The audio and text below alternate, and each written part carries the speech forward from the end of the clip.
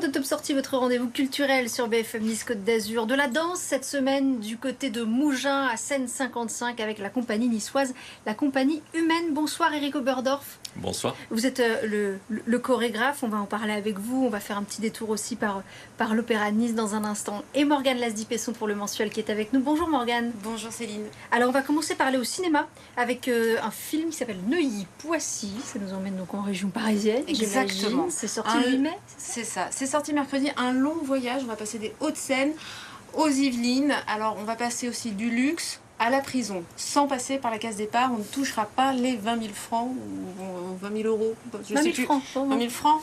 Oui, mais ça, c'était notre génération. C'est le tout premier film de Grégory Boutboul en tant que réalisateur. Il est co-scénariste de plusieurs films qui sont déjà sortis.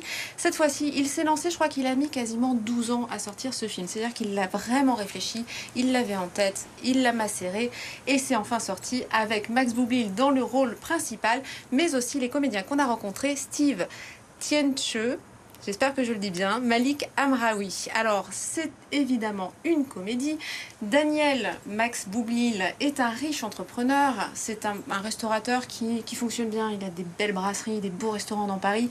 Toujours à côté d'un distributeur, parce que souvent la carte bleue tombe en rade. Voilà, en gros, c'est une machine à black, clairement. Évidemment, le fisc va lui tomber dessus, il va essayer de soudoyer un juge parce qu'ils font partie de la même communauté juive, ça ne va pas plaire au juge. Case prison directement, et là il va se faire passer pour un musulman parce qu'on lui a dit qu'il ne fallait pas être juif là-bas. Bref, c'est de la bonne comédie, par contre c'est quand même très intelligent, il y a quand même des faits réels, comme une scène assez touchante où un rabbin vient servir un repas de Pâques juive à toute cette assemblée catholique, musulmane et juive. Franchement, c'est un très très bon film, je vous laisse en leur compagnie. Je me suis toujours demandé qu'est-ce qui se passerait pour moi si demain j'arrivais en prison. Donc j'ai toujours eu cette angoisse, je pense comme beaucoup de gens, et me dire en plus, en étant plutôt d'un milieu bourgeois, m'appelant Boutboul, est-ce qu'en plus ça allait rajouter des obstacles ou pas? Donc c'est toujours quelque chose qui m'a intrigué. Et du coup je me suis beaucoup documenté, et tout ce que j'ai découvert en découvrant les parcours de détenus de la même origine que moi, en fait j'ai été surpris de ce que j'ai lu. Et c'est ça en fait qui m'a donné envie de raconter cette histoire. C'est que ça allait très très loin de tout ce que je pouvais imaginer. Il y a une histoire que j'avais lue comme ça, où ils ont fait un aumônier juif, avoir organisé en fait des Pâques juives, avec des détenus musulmans et un détenu juif. Et c'est la scène en fait du film. Et c'est cette scène-là aussi qui m'a donné vraiment envie en fait d'écrire cette histoire dans ce sens-là.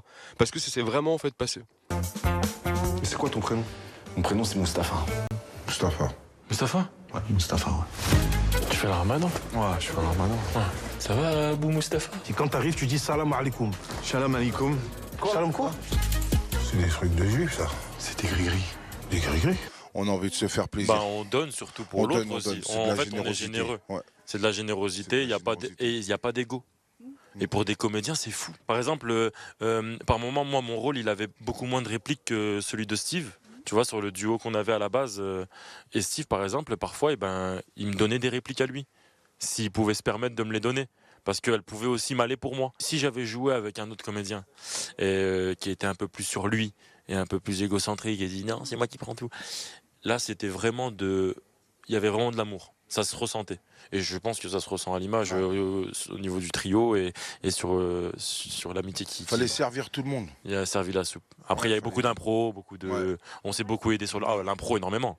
L'impro énormément. C'est une comédie, il faut se laisser aller. Voilà, il faut se laisser aller. Dans la comédie, comme j'ai l'habitude de dire, la comédie, c'est une danse, c'est une valse. C'est pas facile, c'est plus dur que le drame. C'est plus dur que le drame.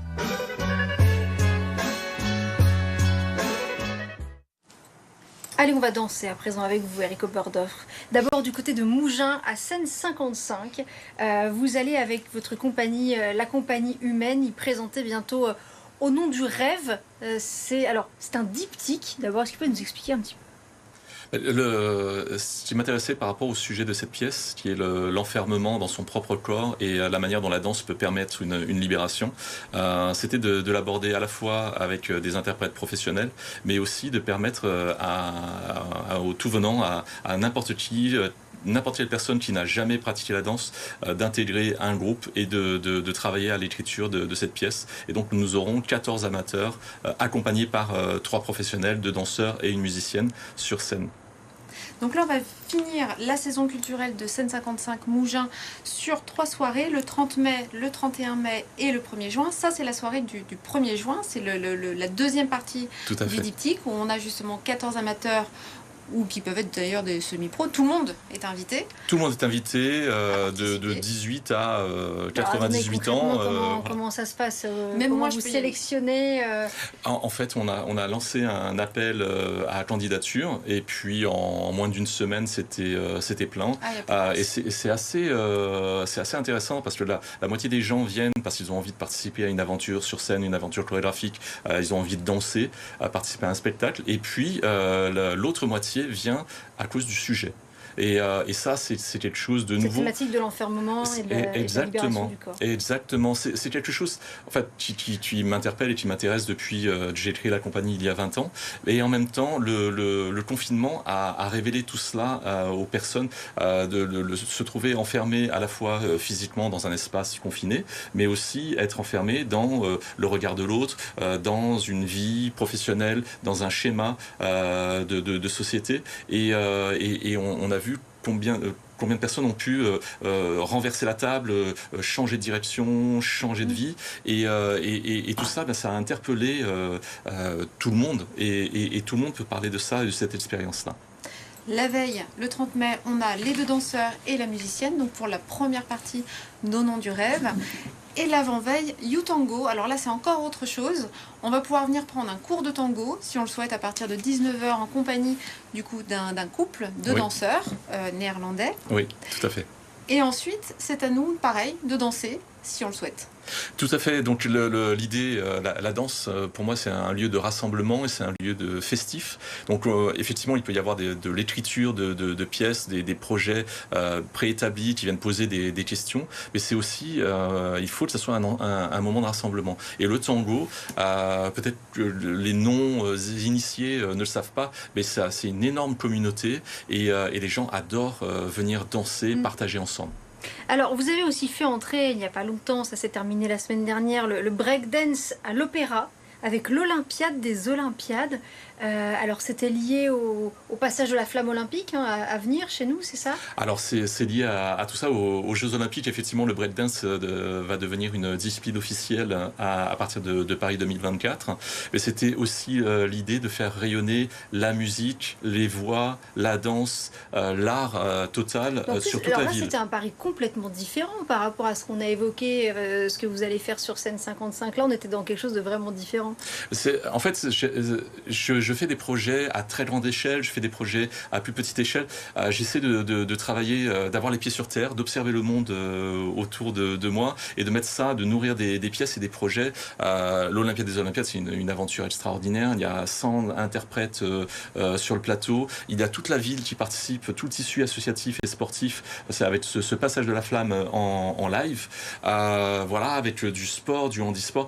Bref, le théâtre, comme les stades, c'est l'endroit où on arrive encore à réunir des gens d'horizons divers, de toutes les couches de la société. Et il me semble vraiment très important d'arriver à ça.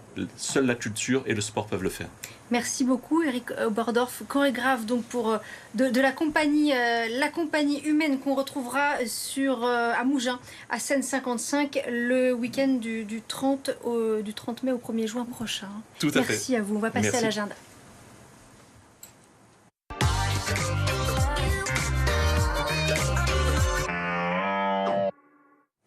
On débute avec du théâtre ADA, L'Argent des Autres, avec Daniel Benoît et Alex Vizorek du 14 mai au 5 juin au Théâtre Montéa d'Antibes. C'est pas la première fois que ça se joue, avant c'était avec Michel Boujna. Cette fois-ci, le rôle du méchant, c'est Alex Vizorek. J'ai hâte de voir ce que ça va donner.